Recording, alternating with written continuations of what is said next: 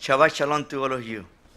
We finished the book of Bamidbar with two parashot, Matot and Masei. And this is the tribes and the journeys that we had at during the time of the exit from Egypt and to the end, to arrival to the promised land. According to our sages, they say that there are around 41 journeys, plus the one that was to get into the promised land. That means there are 42. A very special number, 42. And depending which sages measure and how they count it, you're going to have different numbers.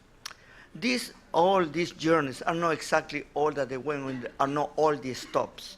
But this stop has a meaning in itself and brings to us as people, when we read the Torah, about different incidents that happen with Israel. And it's going to teach us about how to behave and how to be with all of us during the times of our life. You remember when I started the book of Shemot, I telling you that this is partially is our life together. That's how we develop. We grew up, we are born, and we grew up, and when we mature. Bamidbar is a book that continued the beginning of the Yexiah, the exit, the exodus from Egypt. What is important here to see is about the leadership of Moshe Rabbeinu, of what he goes through, and the two generations. One generation in which we see the generation of the supposedly idyllic generation, the one that left Egypt, and this is the problem when we have idyllic ideas. We trying to put it in a pedestal, and we do not look at the situation for what it is and how it was. They were not the best people in the world. They were really under a lot of oppression. They had a slave mentality, and the Creator needed little by little to take away that slave mentality. They were totally contaminated with the other gods, the idolatry. There was a process that little by little they needed to suck out of them this idolatry. I have been telling you many principles about how to study the Torah, how to read it, how to understand it better. In this book of Bamidbar, because we see the two generations, the generation who leaves Egypt, and immediately after that we jump 38 years at the end. And in this 38, the last year, the 40 year, just before to getting into the promised land, we see circumstances that sometimes are very hard to understand, especially because this new generation is going to repeat the mistakes of their forefathers. I keep telling you that sometimes we complain about our children, and we need to understand that our children sometimes are a projection of ourselves, and we want it or no, without realizing sometimes we have put in our children things that we didn't want to put on them, but that's what we have left to them. And then we need to understand, and we need to work on that from that perspective. Never looking at them as the bad people, but looking at ourselves to see how we can help them. I always say that help to others start from within, from ourselves. You cannot help somebody else if you don't start helping yourself. If you remember about when our Messiah Yeshua was asked, by the teachers, by the Perushim, and by the people that were there, he said, Master, Rabbi, how could you, make something short about the whole scripture, the whole mitzvot, no? And he say, love your God with everything, with your heart, with everything that you have, with all your might, all your power, in the Varim. And then he say, and love your neighbor, and that is Vayikra, love your neighbor as you love yourself. And I told you that this is that's what contains the 10 commandments, the 10 words. The 3 first commandments are the mitzvot, and these mitzvot are called a relationship that we have with the Creator. This is very important. The 3 first ones are a relationship with the Creator. Then the 2 second ones, the next one, the 4th and 5th commandment, we call it hukim, or ordinances. And these are, according to our sages, they do not have a logical explanation, but are given to the Creator for ourselves. Okay? That means that the 4th and 5th commandment is for me. The 3 first is my relationship with the Creator. The 2 second one, the 4th and 5th, is for myself. The Shabbat, and honor my father and my mother. That is for me. And then the rest, the 5 last ones, are in a relationship with my neighbor. If we keep them, and this we call it, the mitzvot, hukim, and mishpatim, the judgments. And this is the only one that has a kind of legal character, if we can see in that way, are the last 5.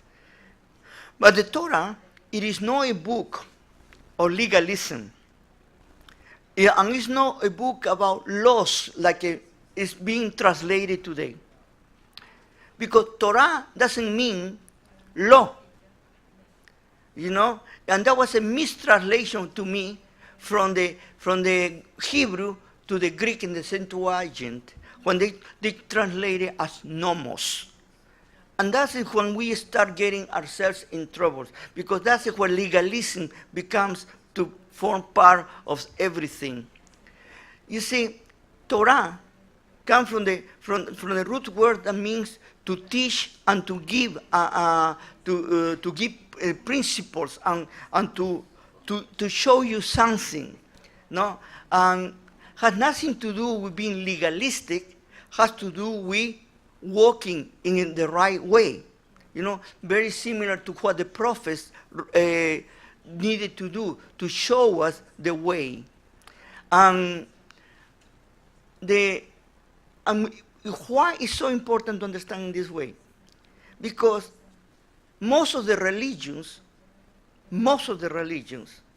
are based on legalism instead of being based on understanding the revelation of the Creator and following their principles, not following the letter.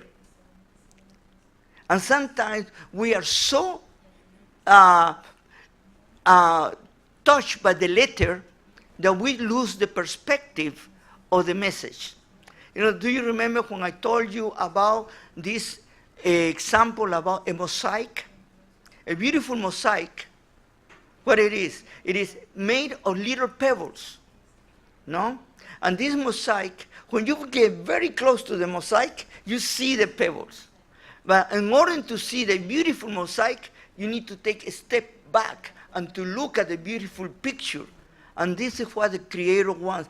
The Creator doesn't want that you get in the letter. What He wants that you see the principle or the message that He is teaching to us.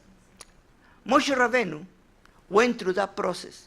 He needed to take the people of Israel from a mentality of slavery, from a mentality of submission to anybody else and to the belief of any other gods, to only one God, to only one Creator coming back again, and to remember the God of Abraham, Isaac, and Jacob, and to gain self-respect. And that brought them through a process. We can compare this with ourselves many times. In our own lives, You know, sometimes we have gone through a very difficult times and we have created certain trauma, psychological trauma, whatever trauma you want to call it. And you are getting out of those traumas. And the traumas in the back, they only help you or serve you as an idea of where you were. But if you are still there, you have never come out. And you need to come out of those traumas. You know, you need to be victorious. And this is what the Torah is so important to teach us, that we can come out victorious in spite of how we were before. If God is with us, he can work with us to make us totally free. And this is what is the redemption of Israel, and it's a process. And the process is not done in 1 second. You know, it is no hocus pocus, one done. It is a process. Our Creator allowed the people of Israel for a period of time to go through a transformation. He could change them in a second. You know, he could change their minds and he could change everything else. But why he didn't do? Because who he is and what he created to us. He gave us what we call it, there are two principles I teach here. One is Bechira Chofshi, what it means free will. And the other principle that is included here is Hinasinam, you know, a gratuitous hate. You know, all of us, we have those sides that we need to fight against each other. And we call it pride, whatever you want to call it. But the greatest gift that the Creator gave it to us, the most wonderful gift that he gave us, was free will, Bechira Chofshi. And you're going to be surprised. Most of the religions, they trying to suppress your Bechira Chofshi, telling you that if you follow them, you know, you don't need to worry about yourself. They are going to do something that they are going to create a way out of you. No, because you cannot. That most of the religion teach you that. You cannot help yourself. It's impossible. Okay? And this is one of the fallacies of the many religions.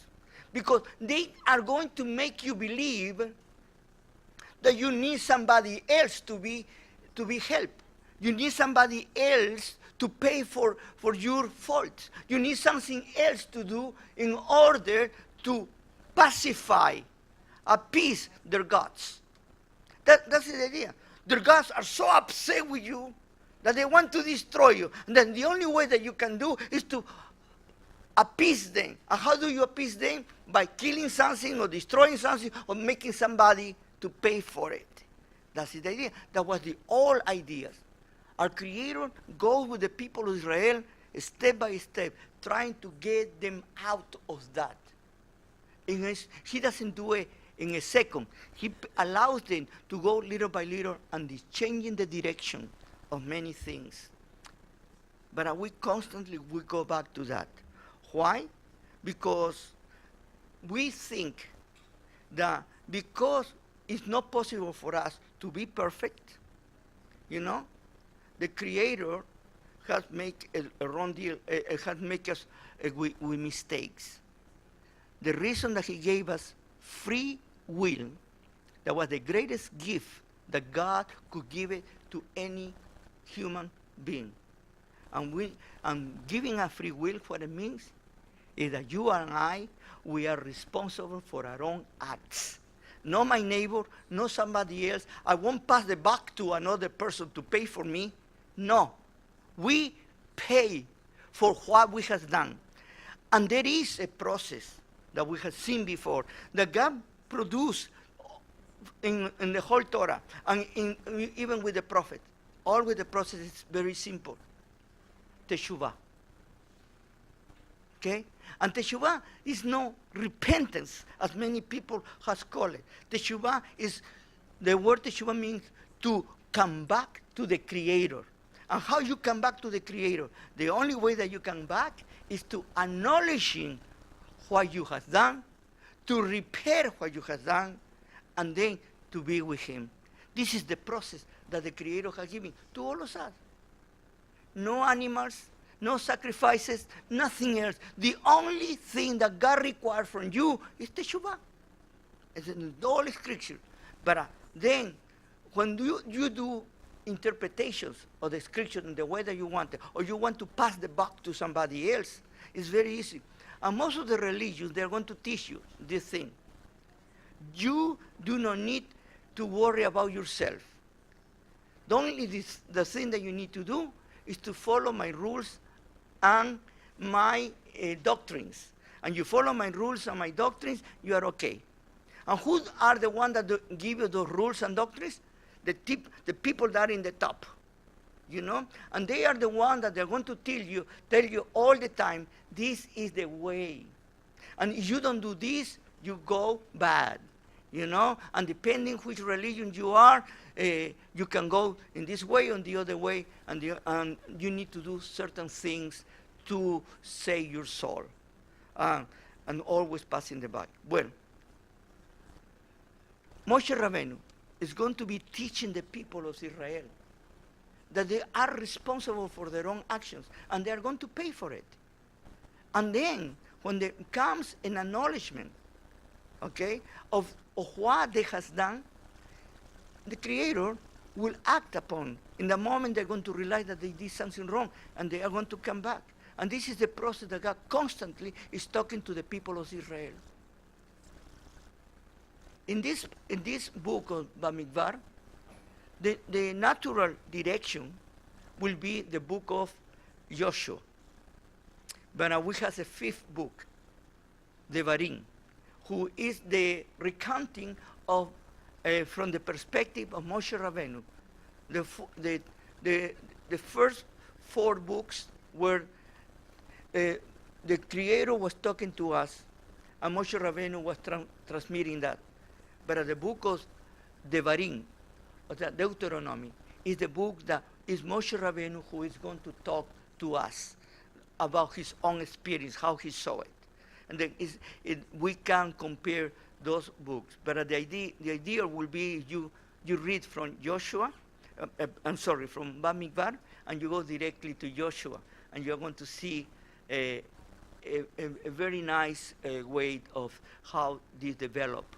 You know, because it's passing I call it passing the batuta, passing the baton from Moshe Rabbeinu in this to Joshua. Anyway, another thing that is important that we have learned in this book, what I told you about who is Israel, and this is a very heated discourse and the sages discuss about what is Israel. Even right now in Israel, they are having a big problem in the rabbinate, you know, because they are talking about who has the right to convert people, you know, and they are discussing that the ultra-Orthodox, they say that they are the only one that they have the right to convert people, and you have the conservatives, and you have the reformed, and that is becoming a little clash. I do not believe in conversion, that's not my problem. But what is interesting is they are fighting among themselves. You know, who truly is a Jew? You know, even I have told you that how the Rabbi has changed. You know, Jewishness today has been defined that come from the mother. The Torah teaches that come from the father. I always ask to people, who do you believe? Do you believe the man or you believe the Creator? What is saying Jeremiah in chapter 17?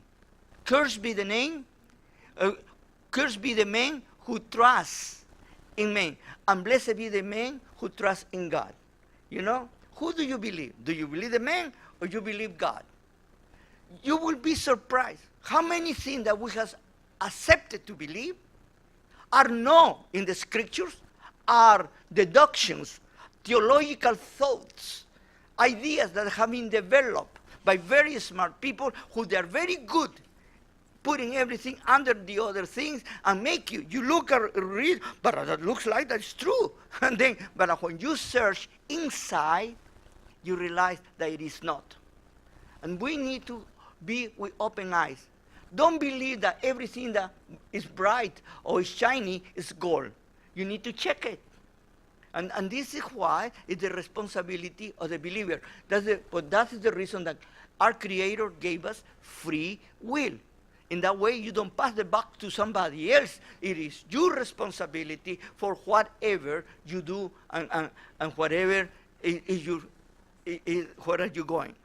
Anyway, and this basic principle, Moshe Rabbeinu received the revelation from the Creator in Har Sinai.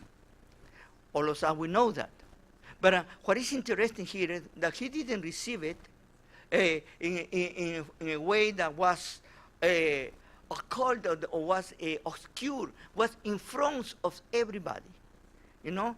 And who were present in the Har Sinai? Only Israel. We had a group called the Arab Rab too, mixed multitude. Why was revealed in Har Sinai? And why God didn't reveal the Torah in Har Moriah or Har Moriah or the Mount Moriah in Jerusalem? Why he didn't do that? Because the Torah is universal and it's for everyone. No, what our Shear has done? They have held the Torah captive, and the Torah now is only for the Jews. You know, the Gentiles do not have the right for the Torah. The Gentiles, they don't need to follow Torah. Only the Jews. You know, and the Gentiles, they have the 7 Noahide laws. You know, and I has asked the people, where are those 7 Noahide laws? When in the Torah mention those laws? It's totally a fabrication. You see, there are so many things that they have taken out certain words, you know, and then they put it together. And this is the problem, that we believe more in what the man has put together instead of what the Creator tells us. And what we have been brainwashed. Okay? And you ask anybody according to the religion, and they are going to tell you according to the religion what they believe.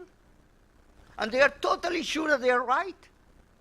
Because they believe more in the religion than in what the Creator has given to us. And this is the sad story of many of us. Then, you have here, the Creator reveals the Torah, give it to Moshe Rabbeinu, to all the people that were there, and they accepted. And that was a combination of Israelites and non-Israelites, to tell you about the universality of the Torah. And finally, to give you this idea about universality, who came into Israel? Where were the 2 people who led the rest of the people from the first generation? Where were the only 2 men who came from the generation of the Yeshua, the exit? There were 2 men, Joshua and Caleb. Joshua represents the North Empire, or we call it the Israelites, you know, and Caleb represents the Yehudites, you know, the South Empire, when Israel was divided in 2. But what is more interesting about that? Yehoshua was an Israelite.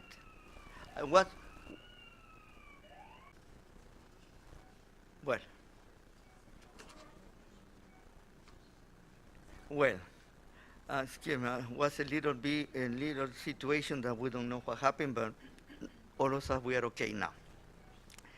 I was talking about the 2 people getting in the promised land from the first generation. Yehoshua, who was part of Israel, from the tribe of Ephraim, or from the tribe of Joseph, and Caleb went from the tribe of Judah, you know, Yehudite. But Caleb was a Gentile. He was not an Israelite. And what a beautiful picture already there that the Torah is giving to us. That Jew and Gentile, they come together to the promised land. that has been always the message of the Torah. The message of the Torah is universalist. And by the way, that's what our Messiah Yeshua came to do. He gave us a universal message to all of us. And he came to give us the Torah to begin with. You know? That's what brings us back the Torah. Because at the time of Yeshua, there was not any longer following Torah. We just read this morning the Haftorah, and we just start the 3 weeks of rebuke. These weeks are not any longer following the readings of the parashat, but we are preparing ourselves for the for the special days of Yom Kippur, no, and during that time. And we are in the beginning of the 3 weeks of rebuke. And all the prophets that we are going to read are going to rebuke us about how Israel has gone away from the Creator. No? Because this idea about being idealistic, that Israel never ever abandoned God. Totally the contrary. Israel constantly abandoned God, and it's the Creator who is bringing them back. That's the Teshuvah, bringing them back constantly.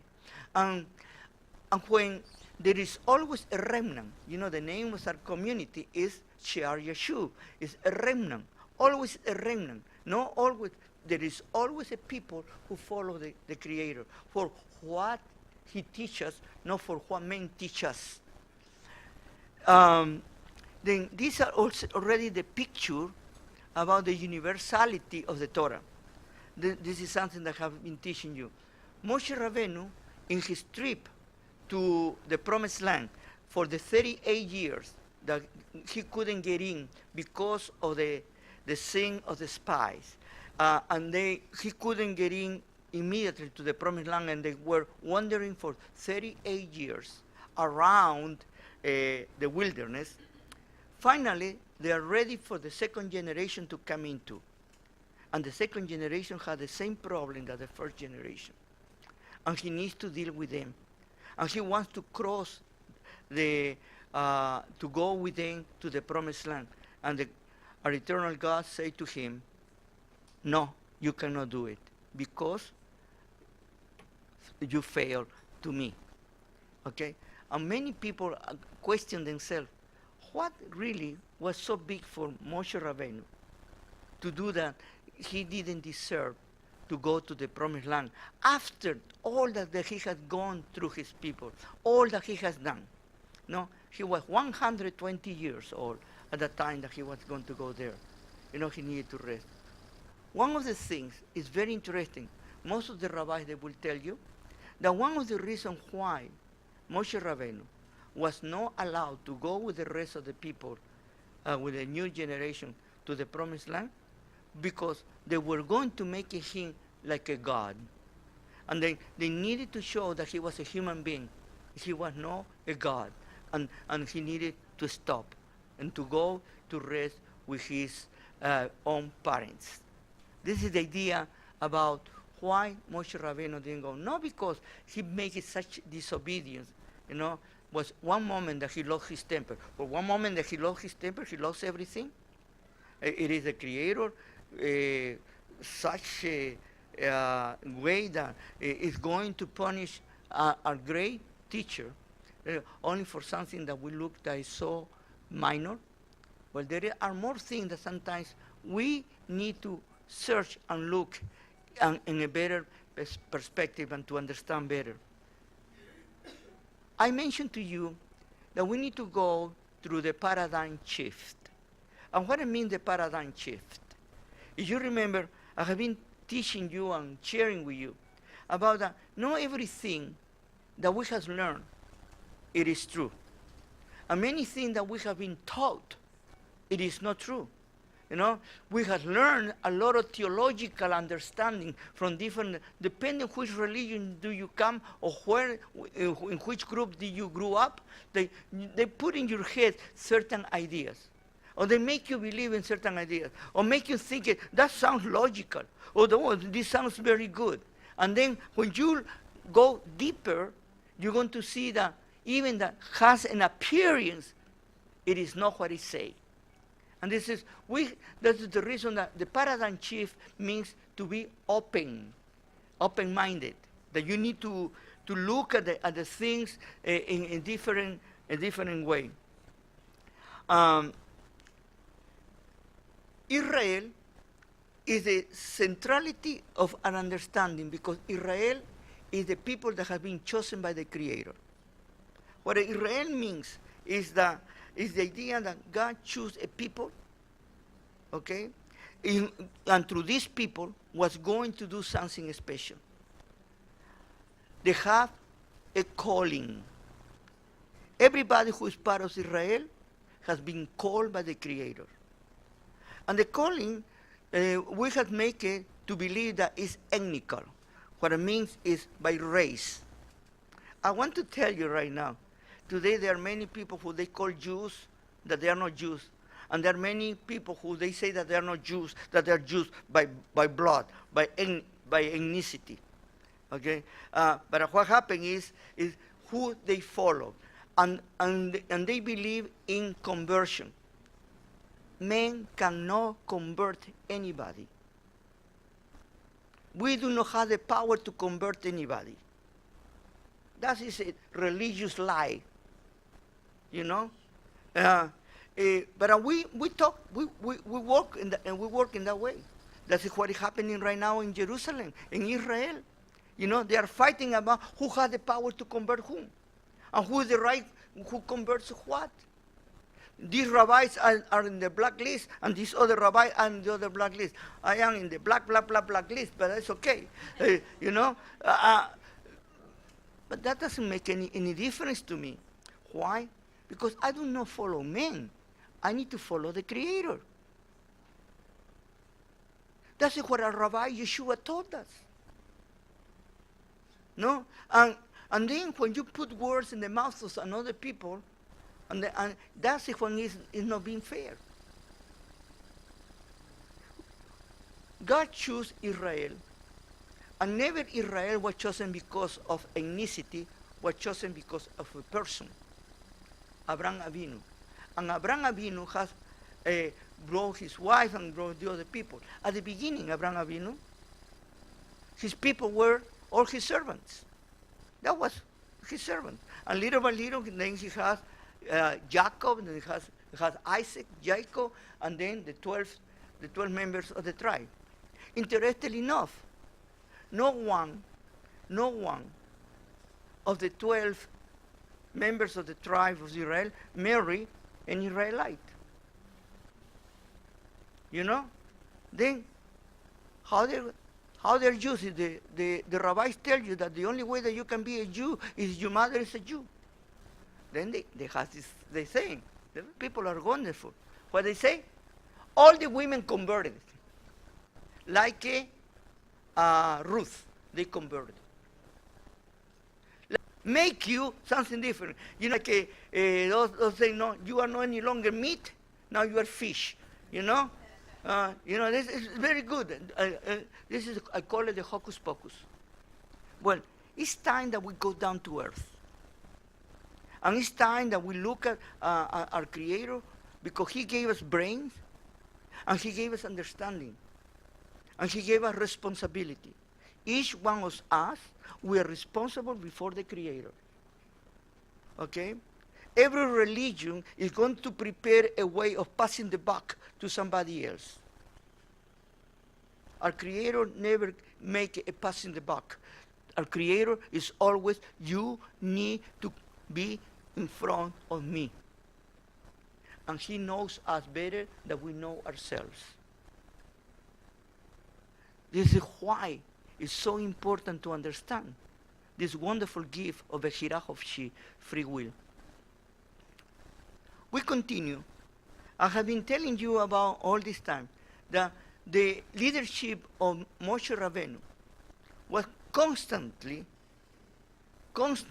was being checked out and being put in doubt by the same people that the Creator asked to deliver them. You know, and he has rebellions from the beginning to the end. What a wonderful leader is Moshe Rabbeinu, no?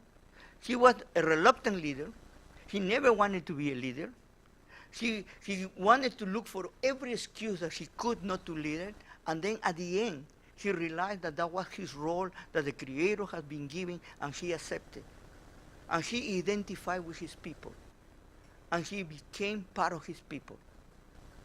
And he loved his people. And he was ready to give his life for his people. And what the Creator said to Moshe Rabbeinu, he said, take my life, but do not destroy my people. And what is the answer of the Creator?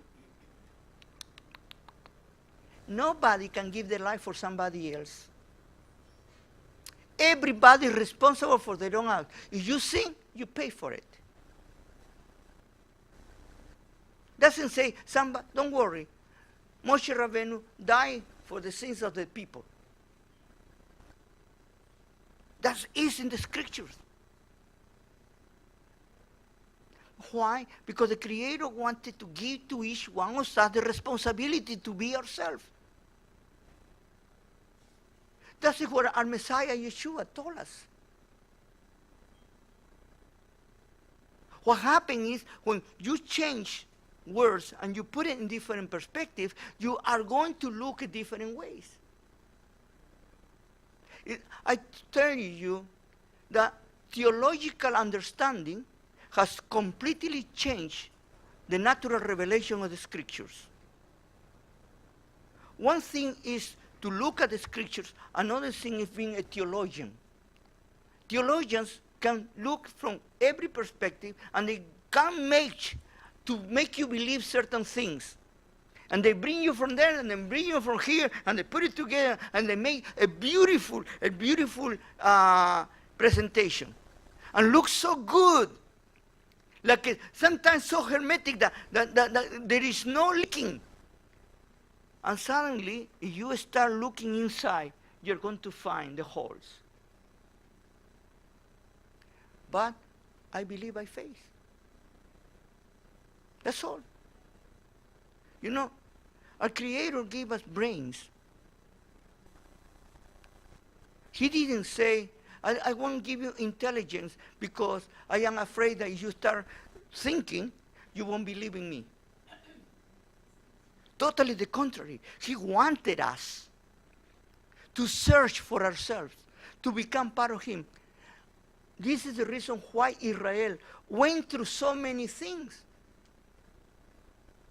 Don't you think our Creator could, in 1 second, change the mind of all the people of Israel and make them to follow Him without any problem? Do you think our Creator wouldn't want to have people who will be traitors or be people that will be against Him, or they are going to commit idolatry?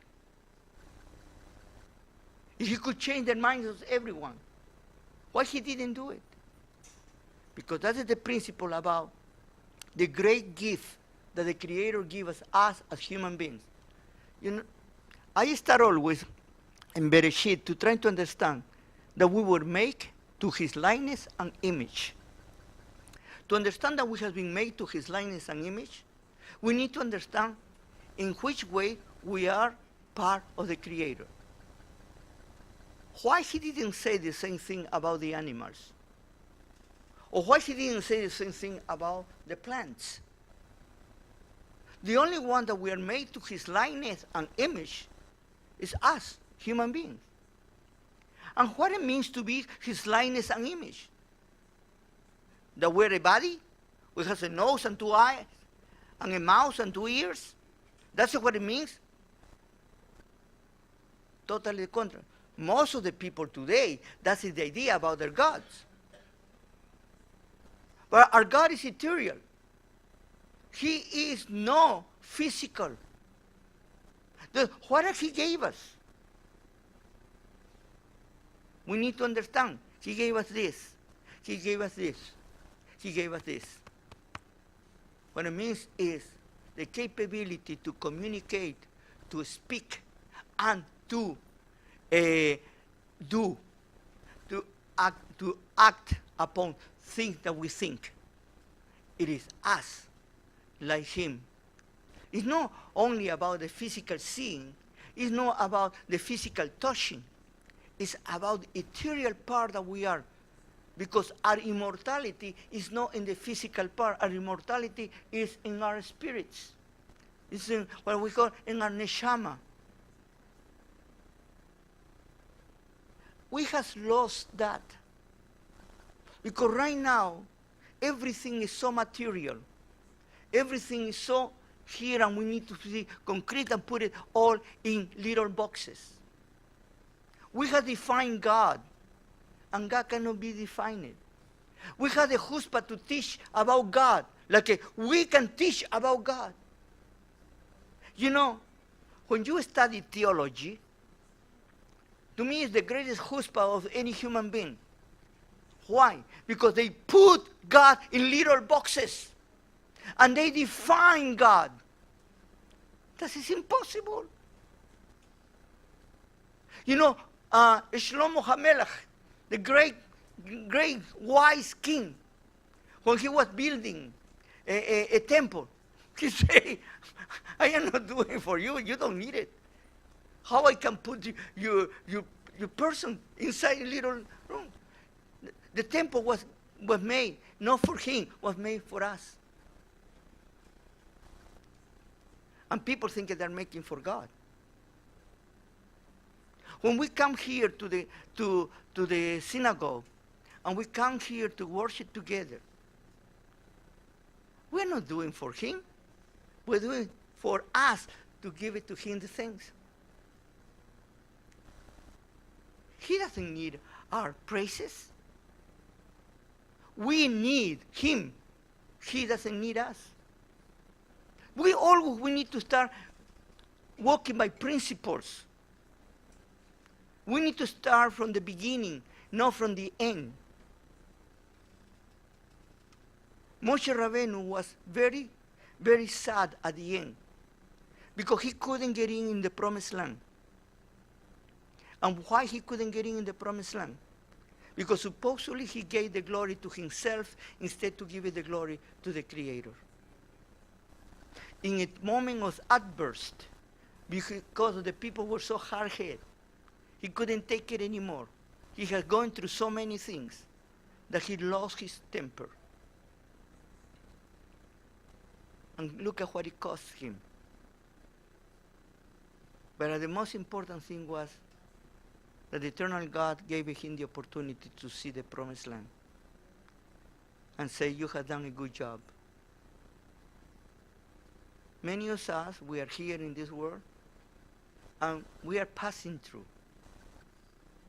But we are not going to be able to complete everything. But we are passing through and giving to others. And the principle of life that the Torah is giving to us is that we need each other, we depend from each other, and we need to help each other to grow up and to look and to go up to the Creator. A true relationship with God is not based on what do I believe. The true relationship of God is what is inside me in my relationship with Him. You see, many of us, we disqualified among ourselves for our doctrines. I say so many times to people, doctrine don't save anybody. What make you right with God is what you have here inside. The lev, the heart. And this is the principle in the Torah. In the Torah, they don't teach you about that the lev, the heart, is about feelings. What is about? It's about action, thinking, and doing things. That is what is the heart.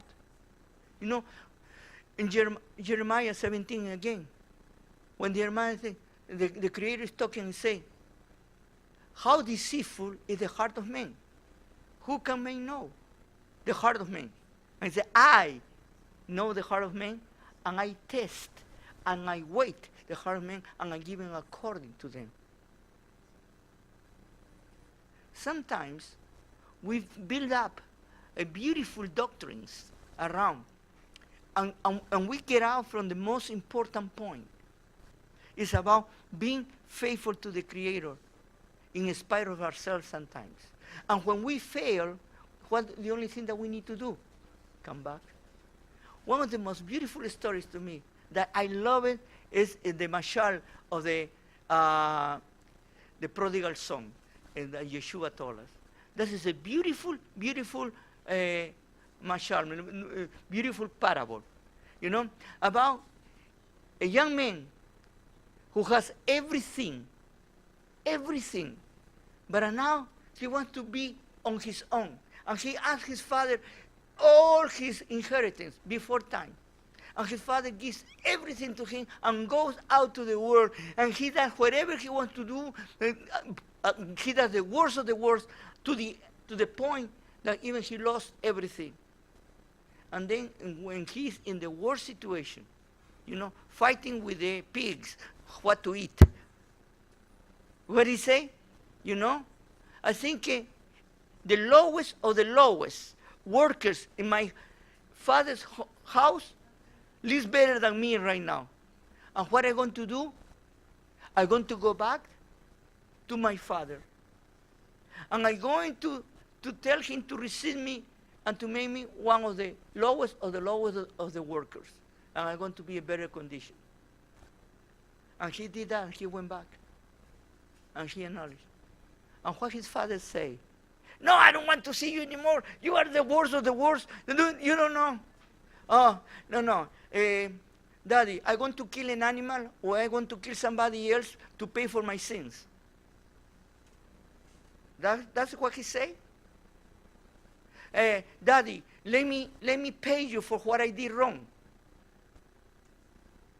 Daddy, I need to pay for it. What did daddy did? He opened his arms and received him. And he gave me and put in the situation. Why? Because he acknowledged what he had done wrong. That was all that he needed to do. That's what our Messiah Yeshua teaches. The rest is poor, putting things to others. Because they want, you see, if I put in you ideas, and I put in you fear, that if you don't do according to what I am teaching you to do, you are going to go and you are going to go to the fire lake and you are going to be chicharron, and you're going to be, barbecue or whatever. If you and put you so much fear on you, and then you are shaking because you need to do what I have been told to do. If you don't do it, you're going to suffer the consequences. Moshe Rabbeinu wanted to be with his people.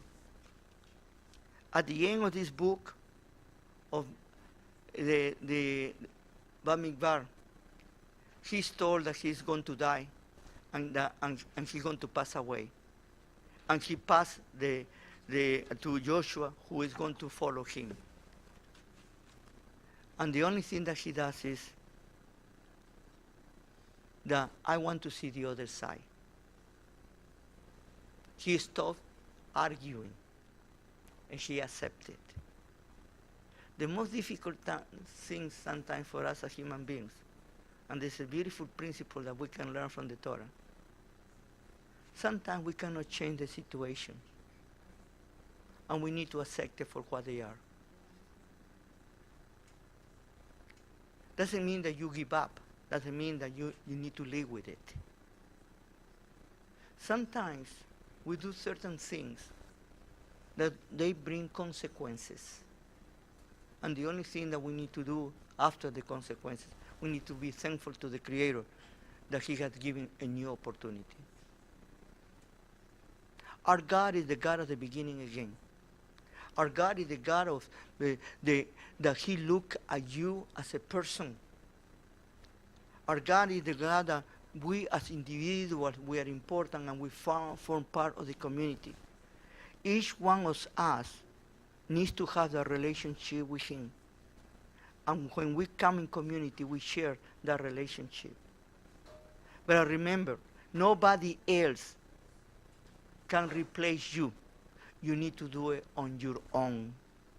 You cannot have a proxy you need to do it on yourselves. And this is the beautiful teachings.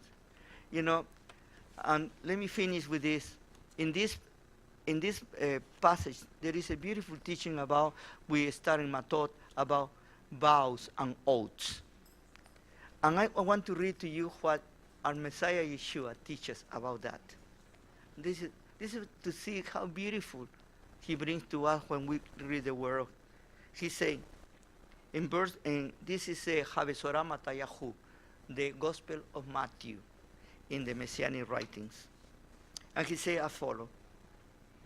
He says, again, you have heard how it was said to our elders, you must not break your oath, but I must fulfill your oaths to the Lord. But I say to you, do not swear at all, either by heaven, since the God is the God strong, or by earth, since that is his footstool, or by Jerusalem, since that is the city of the great king.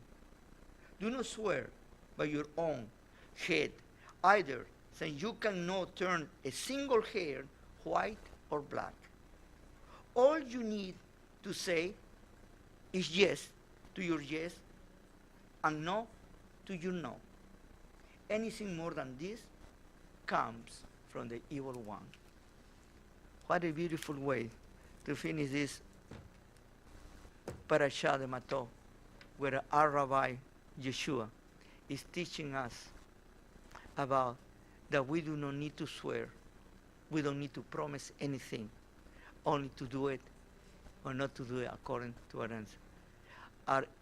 In the religious settings, among our people, now because we know about these ideas, we have a term that we say, bli neder. And bli neder is without promise or without a vow. No, I'm going to do this for you, bli neder. Okay? And they cover up. Don't promise anything. When you do it, you do it. When you don't do it, you don't do it. Don't promise. You're trying to do your best, try to do your best. Well, we are going to have this afternoon a long time to read and to study. I hope that everything will come okay. Shabbat shalom to all of you.